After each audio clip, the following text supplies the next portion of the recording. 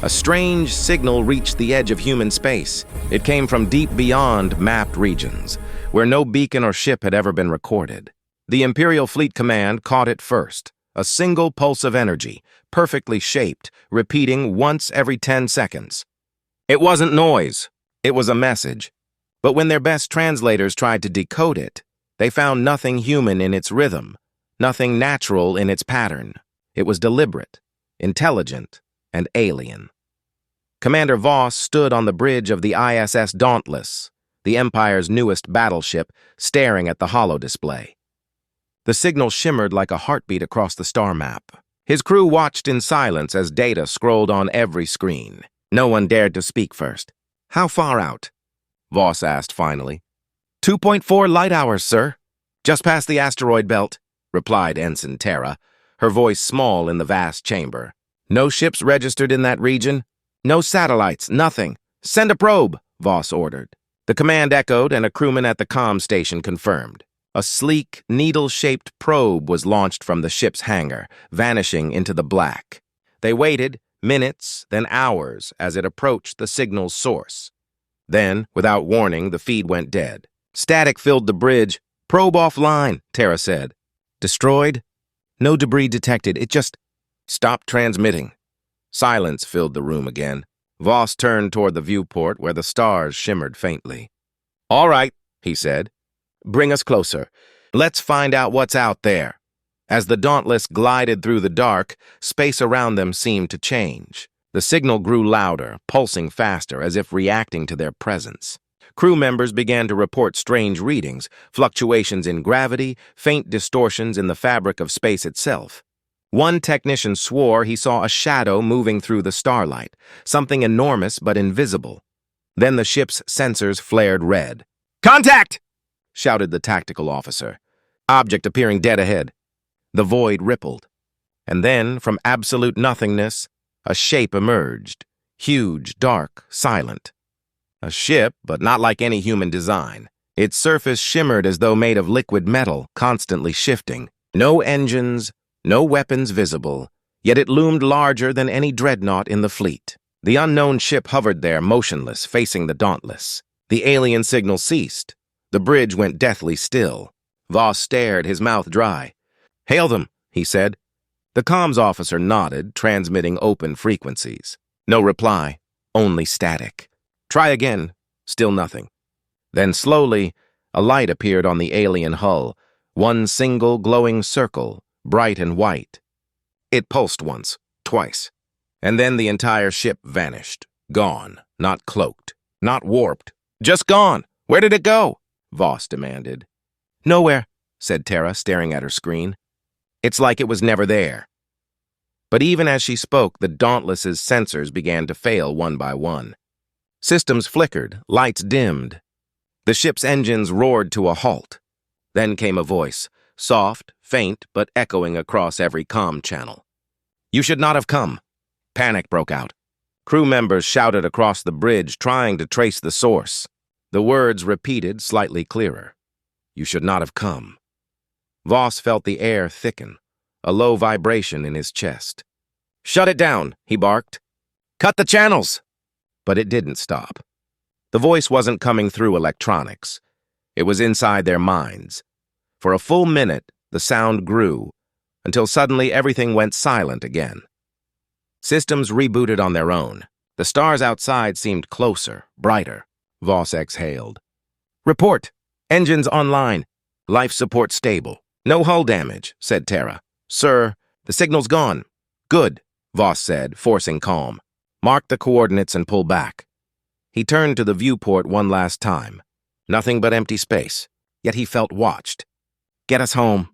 The Dauntless returned to base 2 days later. The Imperial Council demanded answers. The data logs showed impossible readings, gravity spikes, dimensional distortions, and an unidentifiable energy source that matched no known spectrum.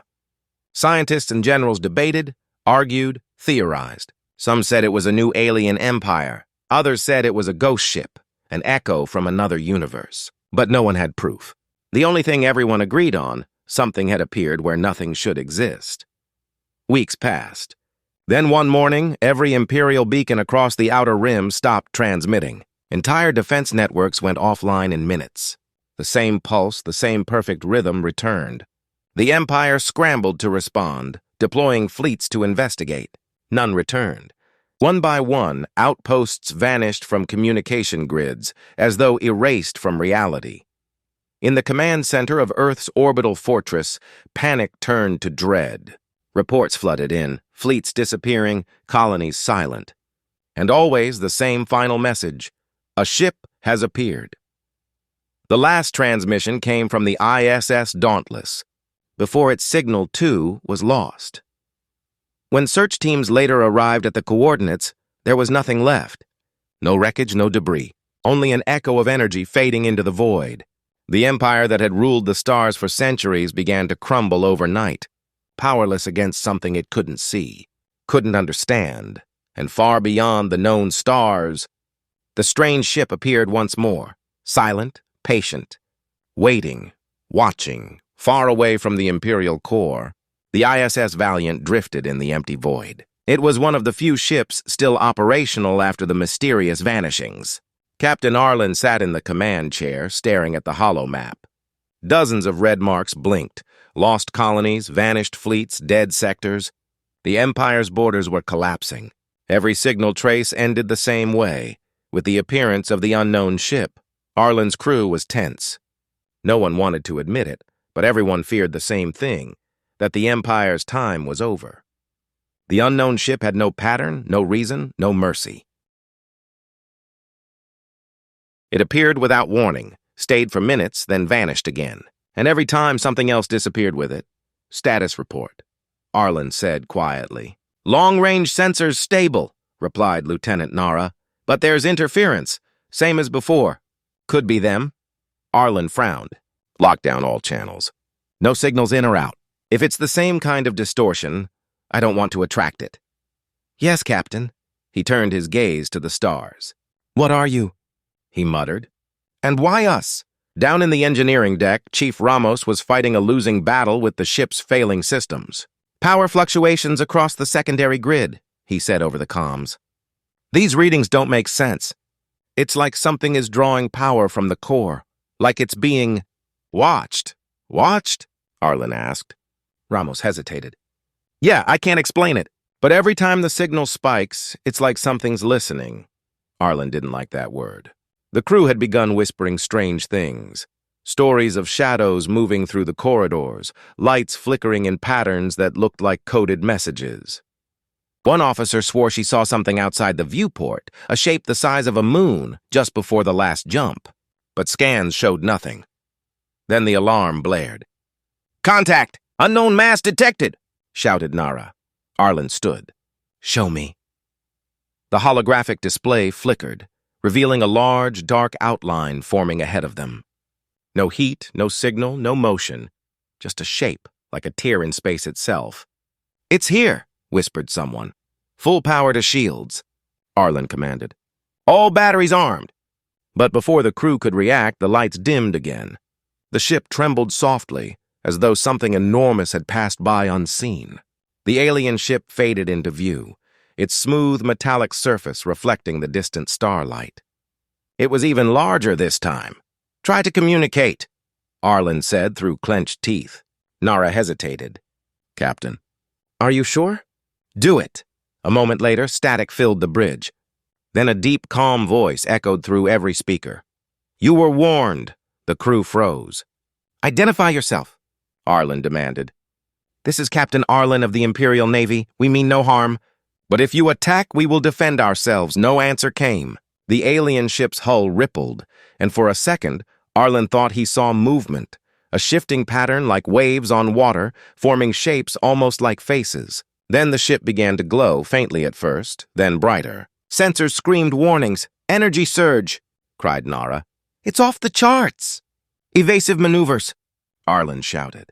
The Valiant spun, engines roaring, but a pulse of light shot out from the alien ship. It passed straight through them, no explosion, no damage. Just light, then everything went dark. When power returned seconds later, the crew was silent.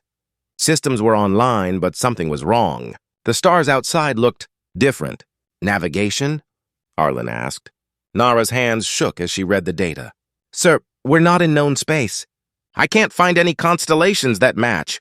What do you mean? I mean, we're gone, Captain. The Empire's maps don't show this place. The void outside was strange, thicker somehow, as if light itself was slower. Faint glows drifted like mist.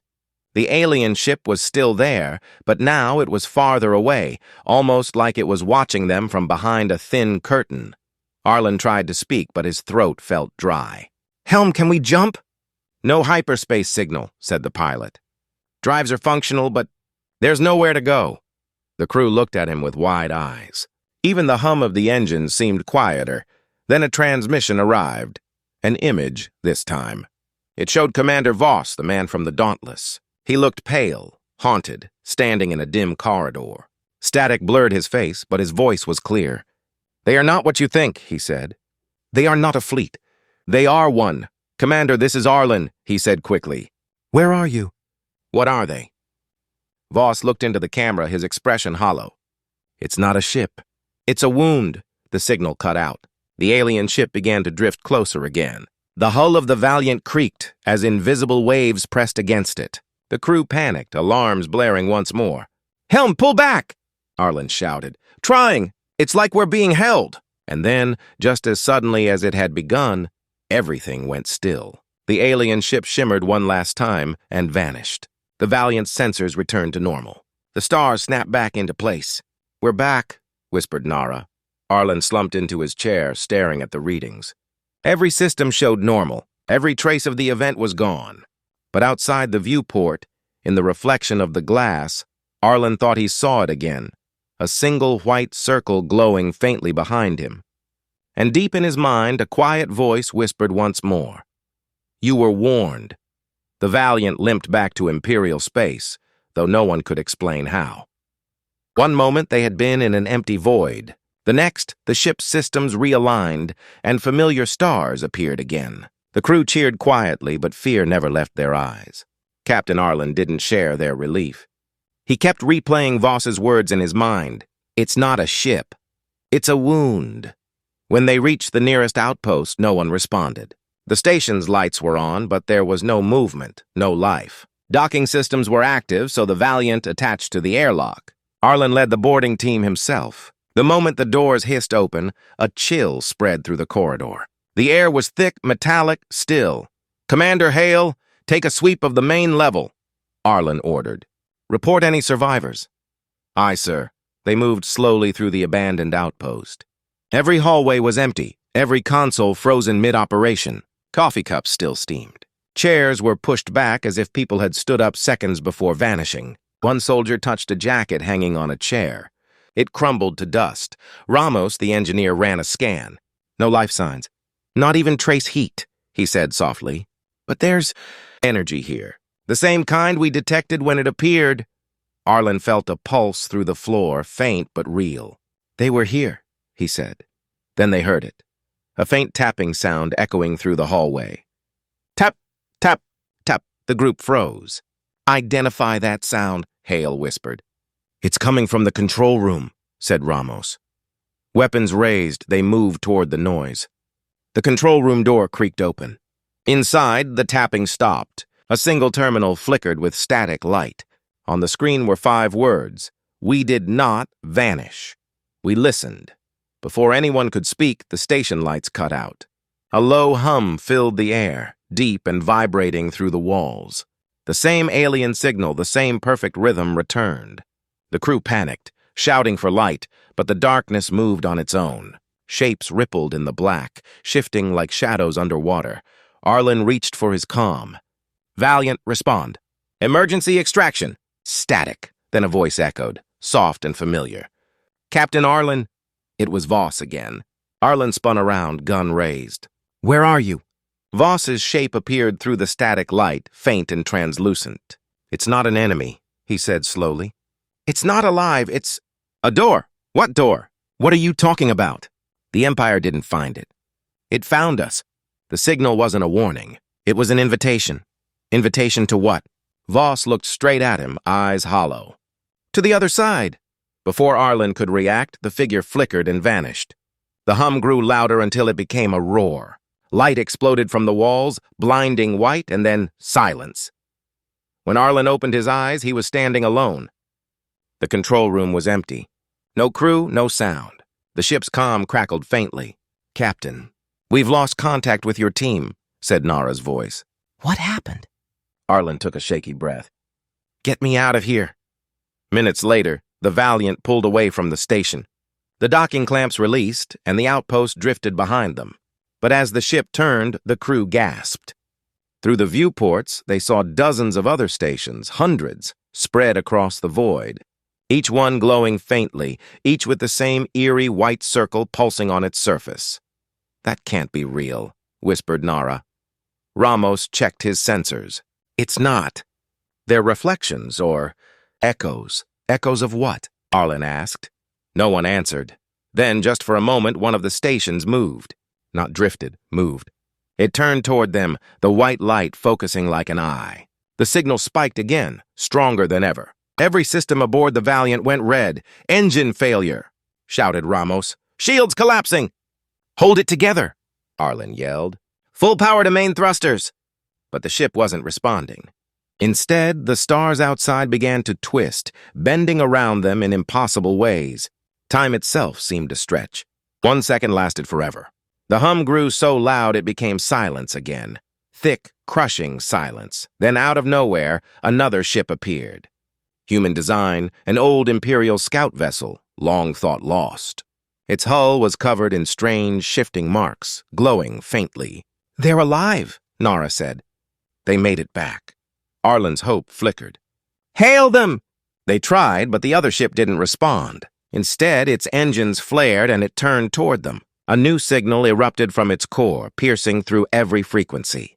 The message was short, repeating endlessly. "You opened it." The alien ship appeared behind the human vessel, rising like a shadow swallowing the stars. The scout ship broke apart in a burst of light, vanishing instantly. The pulse hit the Valiant, and Arlen felt the world fade. When he awoke, the ship was quiet again. Systems flickered. The crew was slumped over their stations, alive but dazed. "Status?" Arlen croaked. Nara blinked slowly. "Sir, we've moved again, but we're not sure where. The stars, none of them match." Arlen stared out into the darkness. There was nothing, no empire, no stations, no home, only endless space. And far ahead, the faint glow of a single white circle waited in the distance, pulsing like a heartbeat. He finally understood what Voss meant. It wasn't a ship. It was an opening, and now it was open wide. The Valiant floated in a place that did not feel like space. The stars were wrong, too large, too close, glowing in colors no human eye should see. The air inside the ship carried a faint vibration, as if the whole vessel were inside a living creature's throat. Nobody spoke. Nobody dared. Every sound seemed to echo for too long. Captain Arlen sat in silence, his eyes locked on the viewing screen. The white circle pulsed again in the distance, like a heartbeat in the dark. It seemed closer now, bigger. It wasn't just light, it was motion. It breathed. "Where are we?" he asked quietly. Nara looked pale as she checked the readings. "No coordinates, no gravity fields, no reference points. Sir, we're not in normal space anymore," Ramos added. "The engines don't respond. Whatever this place is, it's not vacuum. The sensors say we're surrounded by pressure." "Pressure?" Arlen repeated. "Like we're underwater," Ramos said softly. "Only thicker." They were trapped. Then, faintly, a voice came over the comm. Weak, broken, but human. "This is the Dauntless. Repeat, this is Commander Voss aboard the Dauntless. Respond if you hear me," Nara gasped. "It's him!" "He's alive. Patch him through," Arlen ordered. The screen flickered, and the image appeared. Voss, haggard, sitting in a dark control room. The background shimmered like liquid metal. "Captain Arlen," Voss said slowly, "I told you it wasn't a ship." "Where are you?" "Inside," Voss answered. "Inside it?" Arlen frowned. "You're saying this place, this whole thing, is the ship?" Voss shook his head. "Not a ship. A mind." Static surged across the feed. Voss leaned closer. It's aware. It doesn't travel between stars, it creates them. It's older than light. The Empire woke it when they reached too far. You can't fight it, Arlen. You can only feed it. The signal broke. For a moment, the screen filled with strange patterns. Spirals, shifting symbols, shapes that seemed to move even when the image froze. Nara tried to cut the feed, but her hands trembled. Sir, it's writing something. The symbols rearranged into simple words. Stay. Listen. Then the transmission ended. Silence again. Only the pulse outside. Arlen stood.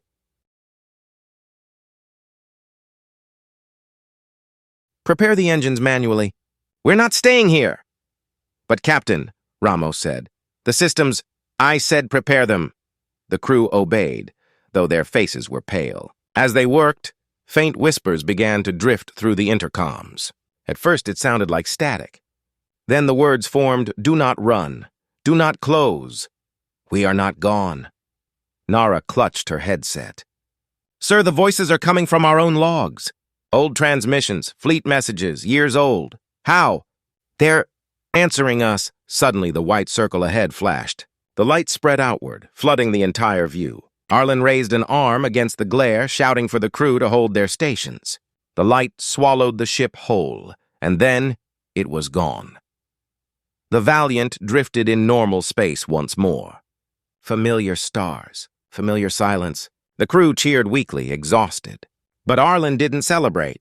He stared at the readings. Something was wrong. Navigation, confirm our position. Nara's voice cracked.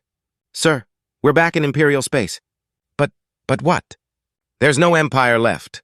The holomap filled with red. Every Imperial world was dark. No signals, no transmissions, just silence. The Empire's great network, its fleets, its colonies, had vanished. Ramos whispered, they're all gone. Arlen shook his head. No, not gone, absorbed. He zoomed in on the central sector. The map glitched, showing a faint circle where the Imperial core should have been. The same white symbol, pulsing. Nara began to cry. Sir, what do we do now? Now. Arlen looked around the bridge. Every face was pale and tired, their hope slipping away. He stood tall. We find survivors, he said firmly. We warn anyone left. They set a course for the outer colonies, but as the ship moved, the stars ahead began to dim, one by one, like lights being turned off in a vast room. The white circle pulsed faster. Then one by one the crew began to vanish. It started with Ramos. He turned to speak, and simply wasn't there anymore. No sound, no flash. Just gone. Nara screamed. Another crew member vanished next, then another. Arlen shouted orders, but his voice echoed into emptiness. Soon, only he remained. The ship was dark, silent, drifting alone. The hum returned, low and deep, vibrating through his chest. The voice whispered once more. You opened it. You will see. Arlen turned toward the viewport. The circle filled the stars now, glowing like a sun made of thought and memory. It pulsed once, and then everything stopped. Arlen stood on the bridge, but it was no longer metal and glass. The walls shimmered like liquid. The air was alive. Through the haze, he saw figures, his crew, standing motionless, faces calm, eyes glowing white. The voice spoke again, not from outside, but from within his mind. You wanted to conquer the stars, it said. Now you will be part of them. Arlen opened his mouth to scream, but the sound turned to light. From the void outside, the Valiant vanished without a trace. And far away, in the ruins of the Imperial core, a new white circle appeared, perfect, bright, and silent, waiting for the next to listen. When the Valiant disappeared, the Empire truly ended. Only a few distant colonies still whispered on faint emergency channels, static-filled messages filled with fear. One of those signals came from a mining planet called Virella 9, orbiting, a dying red sun at the edge of what once was Imperial territory. A small civilian transport ship, the Hope's Edge, answered the call. It carried refugees, scavengers, and one Imperial officer, Lieutenant Mara Venn, a survivor from the early days of the vanishings. She had seen the white circle once, long ago, and had spent every moment since trying to understand it. The Hope's Edge descended through the thin atmosphere of Varela 9. The planet's surface was gray and cracked, littered with mining towers that reached toward a dusty sky. The distress beacon came from one of the main stations, but there were no life readings. "Something doesn't feel right," the pilot murmured. "Are you sure there's anyone alive down there?" Mara stared at the flickering radar. "No, but the signal's too precise to be random." They landed beside the silent outpost. The doors were open, and wind whispered through the hollow tunnels. Mara and two others stepped inside, weapons ready. The walls were coated in a thin silver dust that shimmered faintly under their lights.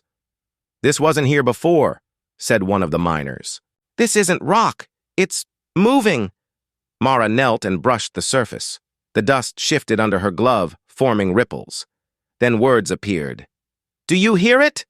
They froze. "Back to the ship," Mara ordered, voice tight. "Now!" But the sound came before they could move, a slow, steady hum, faint at first, then rising. The same rhythm that had haunted every Imperial record. The same pulse that had ended the Dauntless, the Valiant, and the Empire itself. One of the crewmen screamed. His body convulsed, glowing faintly. Then, just like the others before him, he was gone. No trace, no shadow, just air. Mara ran. She stumbled through the tunnels, the humming following her like a heartbeat. When she reached the landing pad, the Hope's Edge was already lifting off. "Wait!" she shouted, waving her arms. "Don't leave me!" The ship rose into the clouds, then froze mid-air. Its engines died in complete silence. The entire vessel dissolved into white light, fading away piece by piece until nothing remained. Mara fell to her knees. Above her the clouds split open. The white circle appeared again, brighter than the sun, stretching across the sky. She didn't look away. "What are you?" she whispered. "Why us?" The answer came, not as sound, but as understanding that burned inside her mind. We were never gone. You reached for the stars and found the door between worlds. We did not open it. You did. The light dimmed, and she was alone again. Hours passed. Mara wandered the empty base until she found the command terminal still running. She downloaded the last data logs, hoping for clues. They were filled with strange coordinates, repeating, patterns, and one final message from the Valiant. "Inside the wound, time is thought. We are not lost. We are remembered." Her hand trembled as she read it. Inside the wound. Mara activated her ship's transmitter, her only remaining connection to anyone. "To any human vessel receiving this is Lieutenant Mara Venn of the Imperial Navy. The vanishings are not attacks. The thing we call the ship, it's not alive, it's memory. We triggered it when we mapped the void. The transmission cut out halfway. Her equipment glitched, screens flashing symbols she couldn't understand. Then, for a moment, she saw faces, hundreds of them, flickering in the light. Voss, Arlen, Ramos, all the lost. Watching her, her breath caught. "You're still here?" The white circle shimmered again, closer now, hovering above the barren horizon. She could feel its pull, gentle but impossible to resist. Every cell in her body vibrated with it, and then, like a whisper in her thoughts, "Come and see." Mara looked once at the empty sky, then at the glowing mark on her screen, the last coordinates of the Valiant. She took a deep breath. "All right," she said softly. "Show me." She climbed into a shuttle and launched it upward. The engines screamed as she flew toward the light. The closer she came, the less real the world felt. Stars bending, colors fading, everything dissolving into white. The hum grew louder, deeper, until it became everything, and then, as the light swallowed her, she understood. It wasn't a weapon. It wasn't a monster. It was something vast and ancient, older than galaxies, older than the concept of alive. Humanity had touched it, and in doing so, had joined it. Every ship, every person taken, every voice, it wasn't erased. It was kept. In the center of the circle, Mara saw them all. The dauntless, the valiant, the empire itself, suspended in light, peaceful, silent, watching, remembering, and as her body faded into the glow, Mara smiled. For the first time, she didn't feel fear. The white circle pulsed once more and vanished into the stars. In the quiet aftermath of light, there was only stillness. Then, faintly, awareness returned. Mara then floated weightless in a world without sound or shadow. There was no up or down, no cold or heat, only the endless white around her, soft and endless like clouds that breathed. Her thoughts echoed as if someone else whispered them back. "Am I dead?" "No," came the answer, not in sound, but inside her mind. She turned. A shape stood beside her, tall, human-like, but made of light. Its face shimmered, familiar yet strange. "Commander Voss?" she breathed.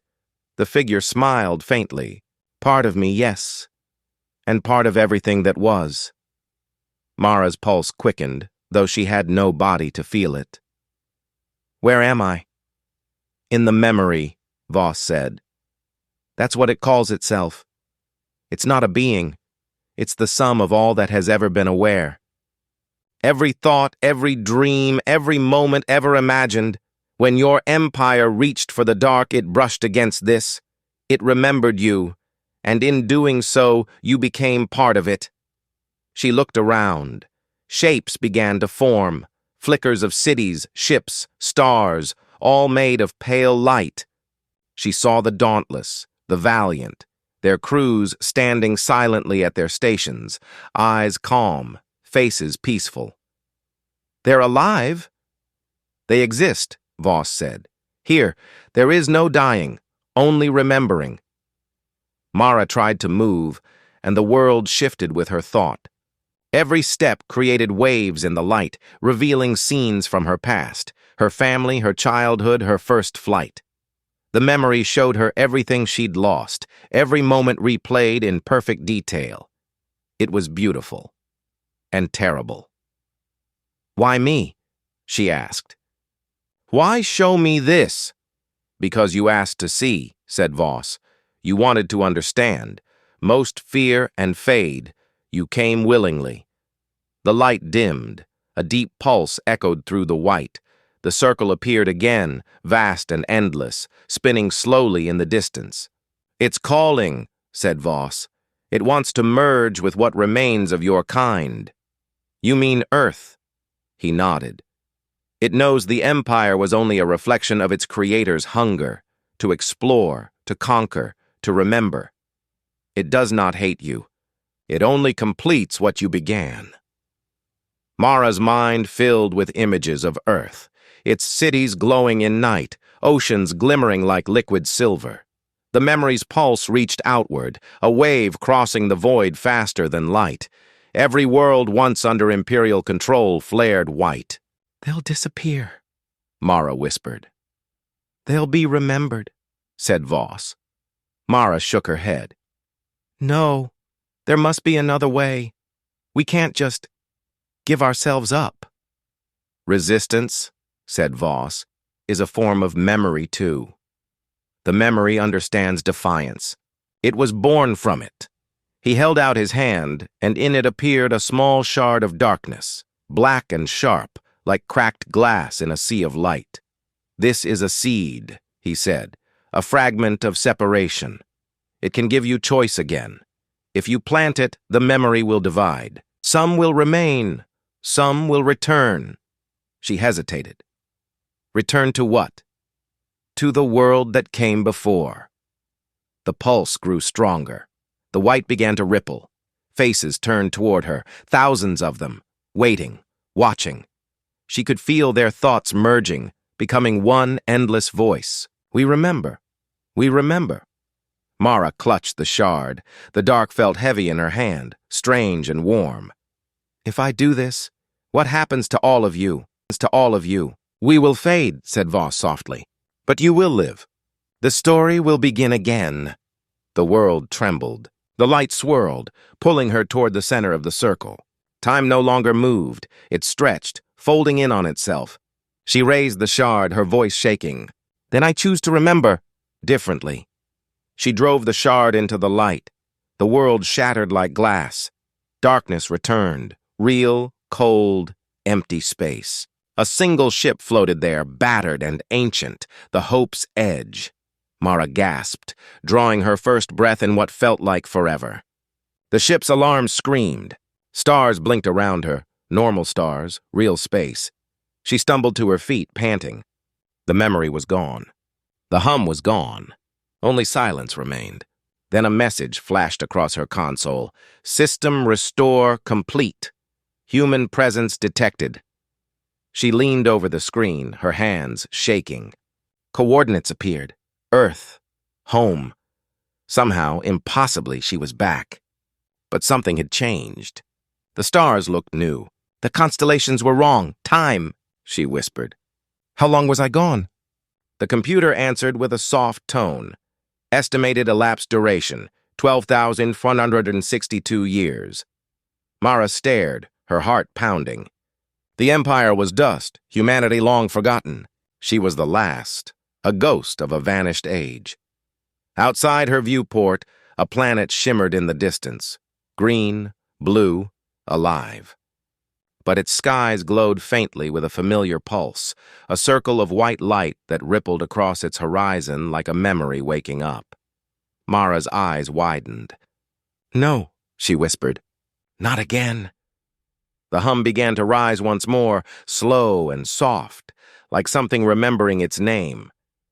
And as the light spread across the new world, Mara realized the truth. She had not destroyed the memory.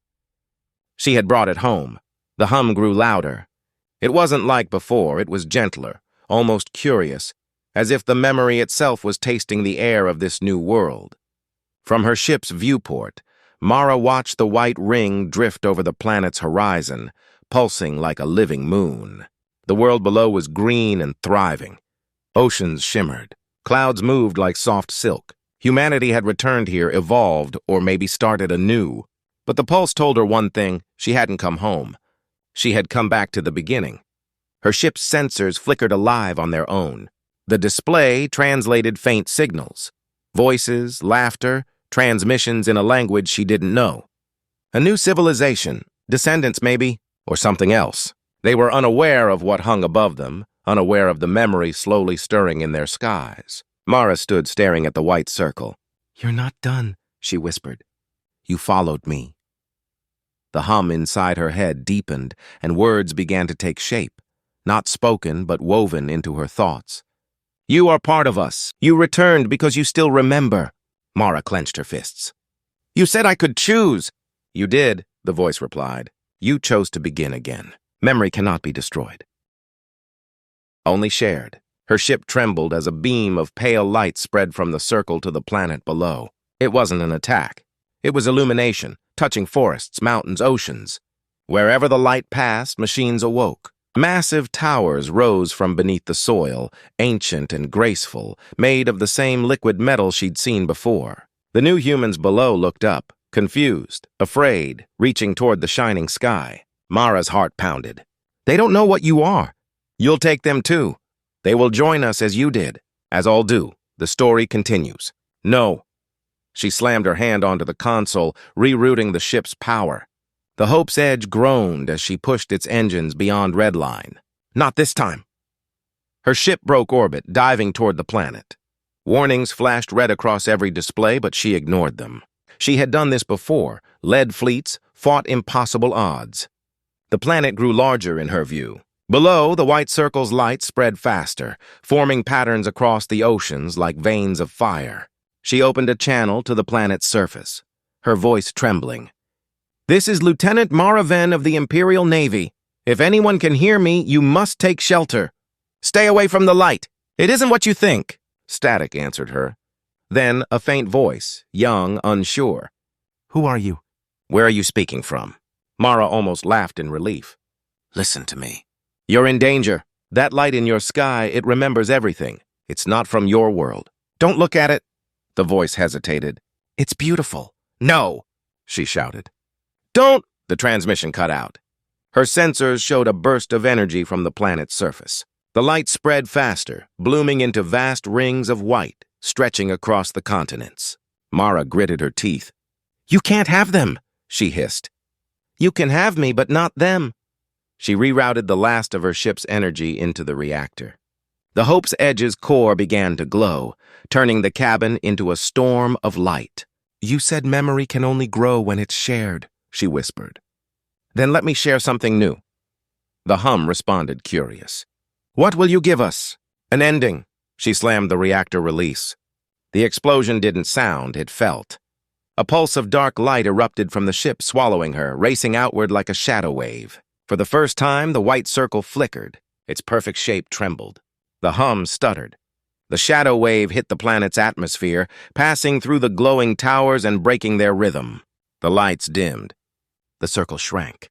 For a moment, the memory seemed to hesitate, as if remembering what it felt like to fear. Then silence. Mara opened her eyes. She floated again, not in the white, not in the void, but in darkness, pure and silent. She expected the memory's voice, but there was none. Only her own breath. For the first time in what felt like eternity, she was alone. She looked down. Beneath her was the planet, calm and quiet. The towers were gone. The white circle had faded. Only stars filled the sky. A whisper brushed her thoughts, faint, almost gone. "You have given us something new." "What?" she asked softly. "You have given us doubt." The voice faded completely. Mara smiled, tears in her eyes. "Good," she said. "Then you'll think before you take again." She closed her eyes, feeling her body dissolving into starlight. The memory did not resist. It simply watched, remembering her choice.